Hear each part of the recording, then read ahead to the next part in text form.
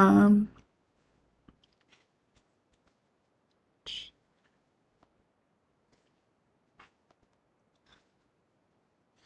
is there any questions so far?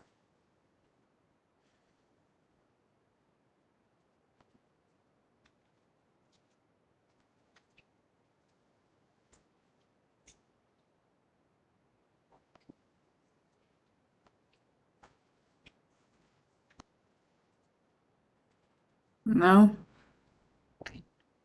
Um,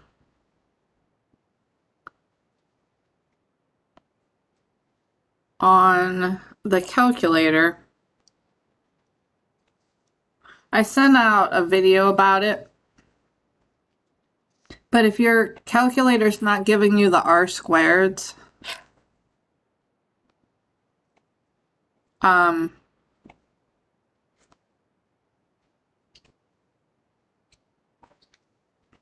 under mode,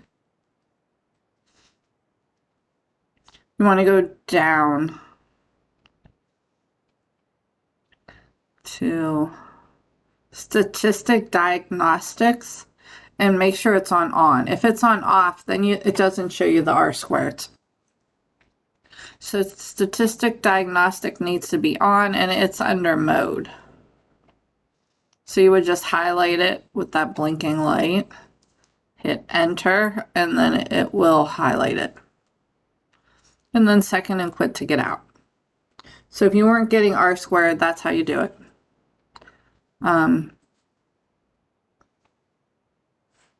If you have the TI-83, when you go to get like the power function or the quadratic, TI-84 actually brings this up. The TI-83, it'll just bring up like quad.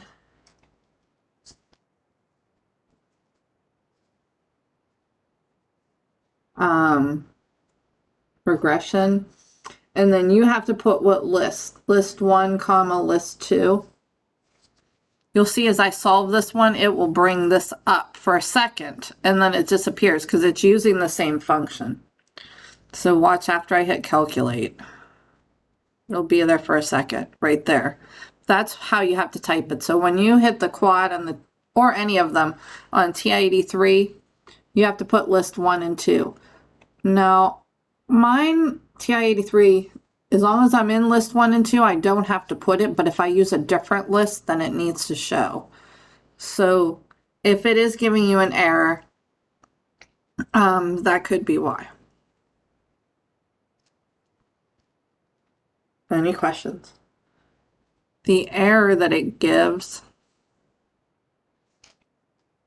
because I know I have nothing in list 3, so I'll put list 3 there. It gives you this mismatch because it's using a list that has nothing in it.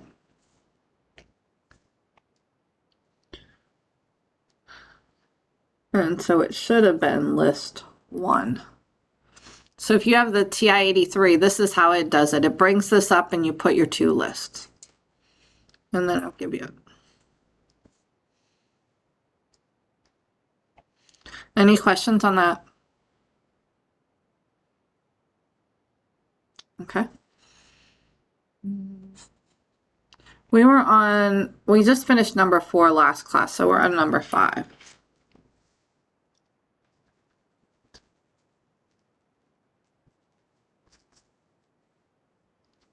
Number 5 states, the following table gives us the U.S. crude oil production in billions of barrels for the years 2010 projected to 2030. And they show us the years and the Y values. The Y values is the crude oil in billions of barrels.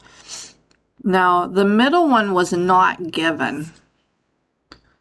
They just gave us the year. But then after I read part A, graph a scatter plot of the data. X is equal to the number of years after 2000.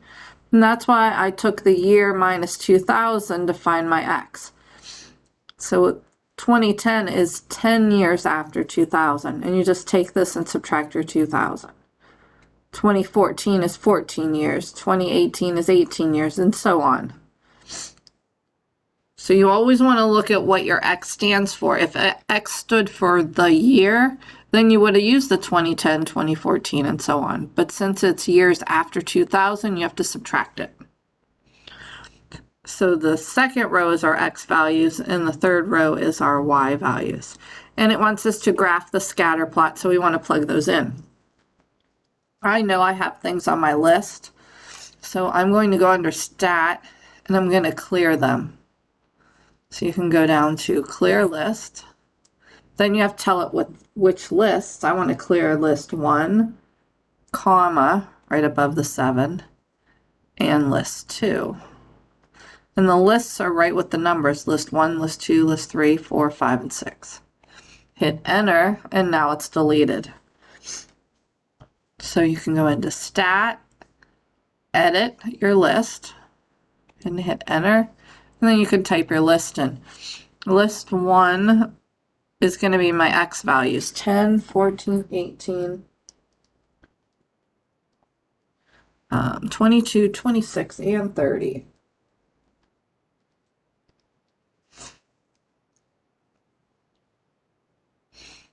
Always double check your numbers just to make sure. 1.94, 2, 10, 2, 16, 2, 24, 2, 26, and another 2, 26, 4, 16, 10, 8. Okay. Once you enter them, second and quick gets you out of it. And I'm going to just clear the screen.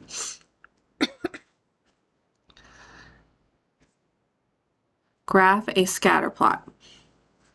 To graph, you got to have a couple things first. First of all, y equals, I'm going to clear the equation I have there because that's from something else, and hit Enter.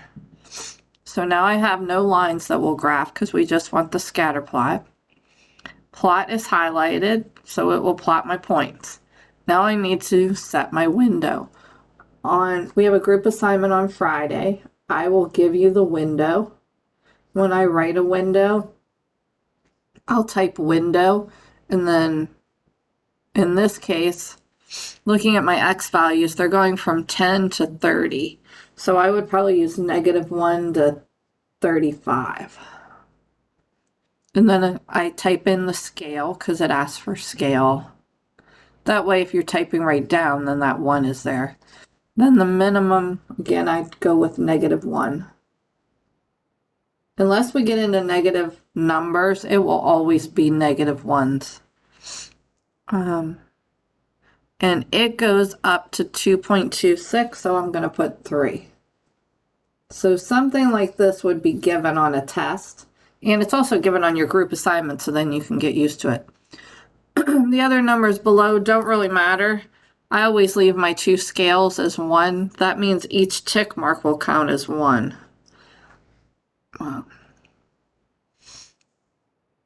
Once you have that window, I didn't type it in, 35,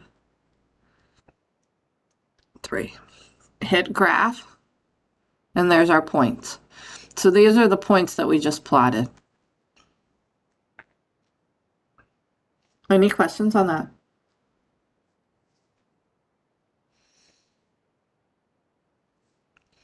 Find the power function that models the data and graph it with the data. So we want to find the power function.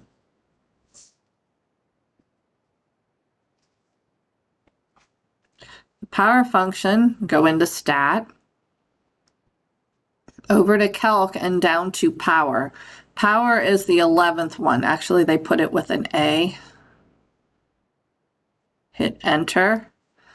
And then if you have the 83, you'll put whatever list you put it in, separated by the comma. This one, though, lists them, and notice I still have my L3 in there, but I put it in list 1, so I would hit second and L1, so now I have the right list. And go down to Calculate.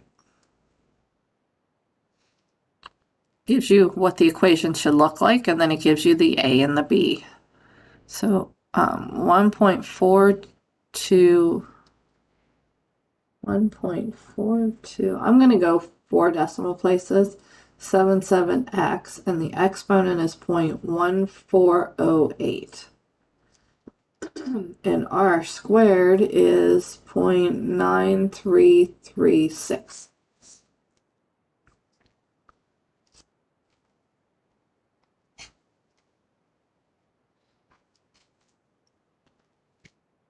So that's a pretty good relationship, close to 1.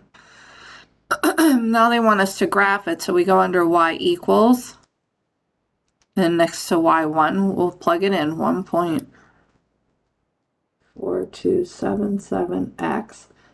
To go into the exponent, use a caret.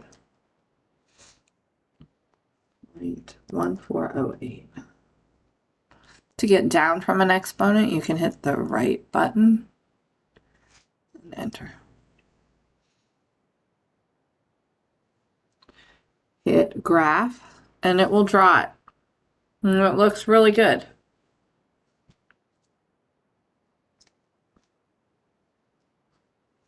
Any questions on that one? Part C, find the quadratic function. Well, quadratic, same thing, go under stat, over to calc, but we go down to quad, which is the 5th one. And hit enter. I have it in list 1 and 2. Go down to calculate and hit enter. Y equals -0.0011 x squared plus 0.0583x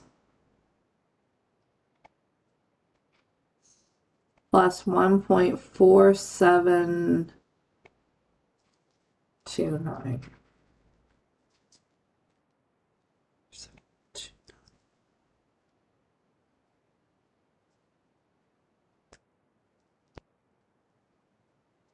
There we go.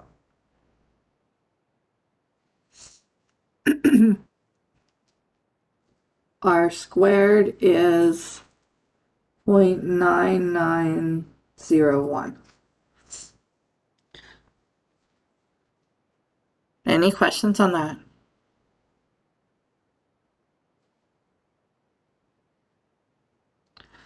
For part C, it also asks us to graph the data. So we'll go to y equals. Now don't delete the one that's there. Go down to the next one and type it. So it's a -0.0011x squared plus 0.0583x plus 1.4729.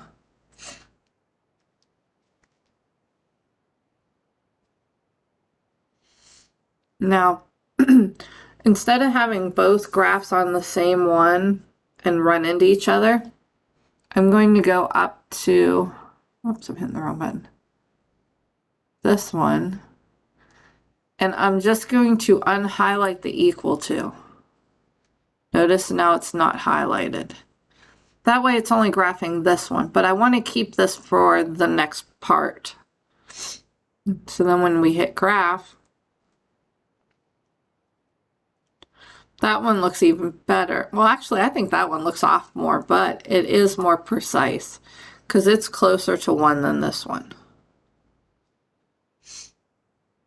So quadratic is a better one. Not that either one's wrong because they're both close to 1. Any questions? Okay, now it wants us to use the power model to predict 2040, and then the next one, the quadratic model. So we have to plug into both of them. What you're doing is you're plugging your x value into both equations. Another way of doing that is first find X. So if we want the year 2040, and that's the number of years after 2000, X is 40. 2040 minus 2000 is 40. So that's our X value. Then we need to plug into both of these. So I'm going to go back into Y equals and highlight that one that I unhighlighted because I want the 40 to go into both of these equations. So make sure both are highlighted. Now you don't need to graph it. You want to go into table. It's the blue one up here. Second and table. Notice it's already given me values. I don't want this one. Well, I'm going to delete all of them. Now, if yours put automatic values in here, then it won't let you type. Then what you have to do is go into table set, see the blue table set, second and table set, and make sure what's happening is yours is on auto. Change it to ask. So highlight ask and hit enter. Then when you go into table set, it will allow you to enter them yourself. And we want to enter 40. So if we plug 40 in, the one we did first was the power function. So if we plug 40 in here, we will get 2.4. And if we plug 40 in here, in the quadratic one, we will get 2.0449. So those were the two values you would get.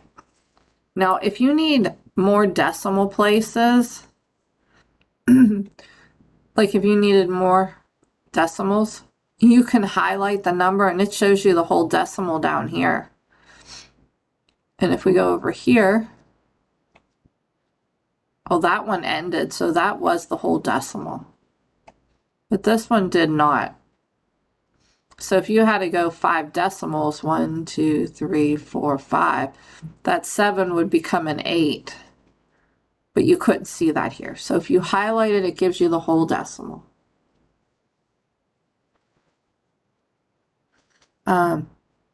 Any questions on that? So anytime you have to plug into equations or plug a bunch of numbers into one equation, you can just put it in the Y equals, then go over to the table and plug those numbers in.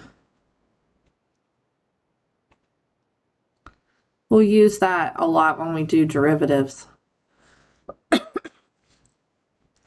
So for part D, it would be 2.4 billion barrels of crude oil, and the other one would be 2.0 or 2.0449 billion barrels of crude oil.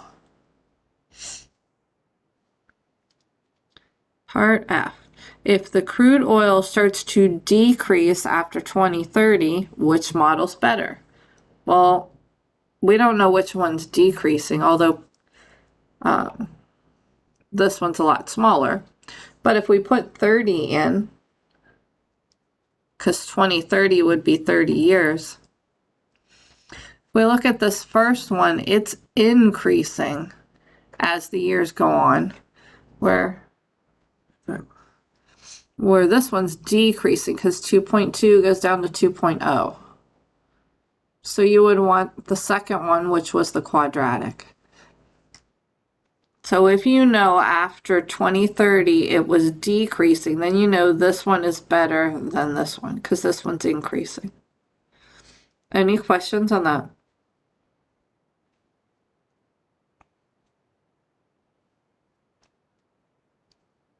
No?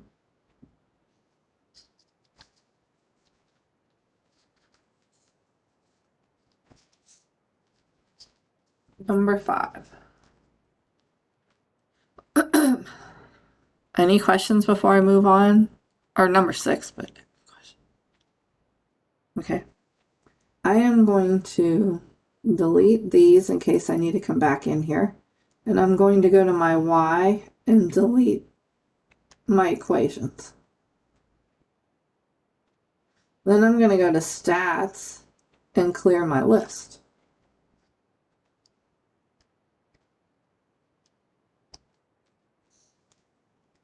On a test, when you're using a lot of equations, it's nice to unhighlight the equal sign and just leave them there so that if you're going back to a problem, you don't have to type the whole equation. You could check to make sure it's typed right, but at least it'll still be there. Okay, I need to edit my list, so let's read what it is. The noise of a Volvo S60 increases as the speed of the car increases. The table gives the noise in decibels at different speeds. So our speed is miles per hour, that's our X, and our noise level in decibels is our Y. Fit a power function model to the data. Okay, so if we're going to make a power function, we need to enter the data. I've already cleared it, so I can just go into edit and start typing. I'm putting my first one in list 1, 10, 30, 50, 10, 50, 70, and 100. 42, 57, 64.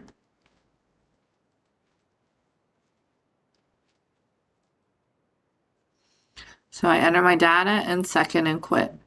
I want a power function, so I go into stat, over to calc, and down to power function. There it is. Enter. Down to calculate and enter.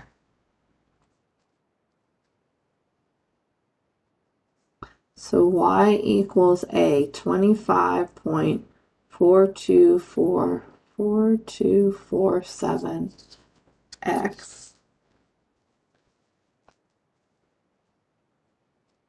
and the exponent is 0.2281.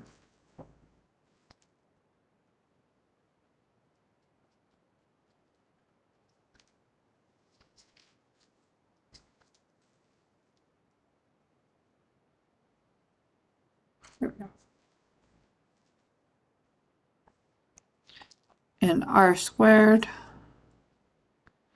0.9808.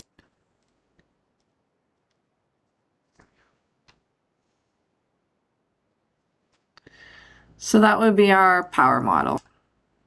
Graph the data points and the model on the same axis. Okay, so we go to Y. It's already going to plot the points because it says it. Then we type in our power function, 25.4247 x. Caret gets you to the exponent, 0.2281. And then you can hit the right button to come back down. And so there's our equation. Now we need to do a window. So for this one, -1, 110, -1, 75. So we'll use this window. I'll go into window, -110, -175. Hit graph. And there's our graph. And our r squared was 0.98, which is strong. And the dots are really close to the line. Any questions on that part?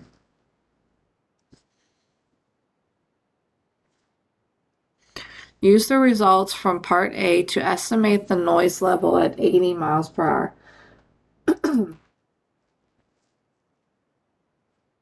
80 miles per hour. Well, miles per hour, we look at our table, that's our speed. So that means that's x. We need to plug 80 miles per hour in for x. You could plug it in here and calculate it. Or you can go to the table and put in 80, which would be 69.08. If we did it without the table, we would do the 25.4247, 80 to the 0.2281. And if we plug that into our calculator,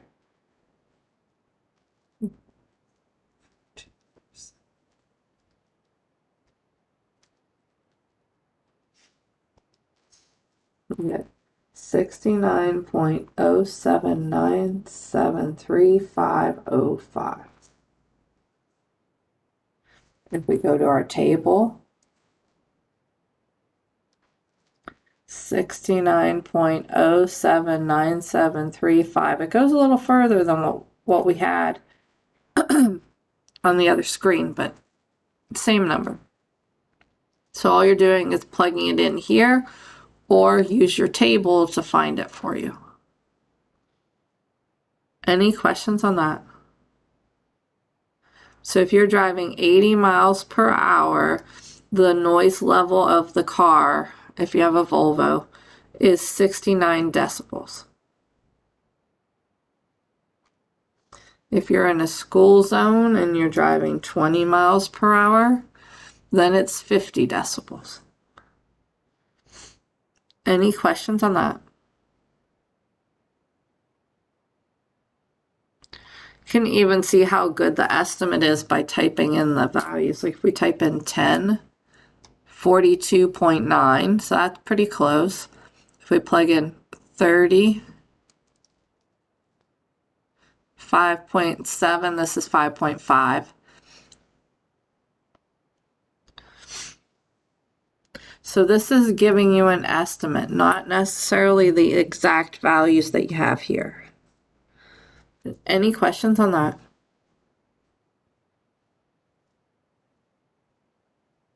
Positive.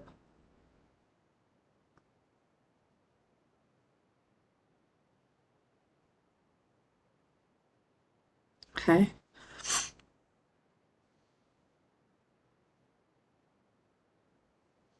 Where's the recorder? There it is.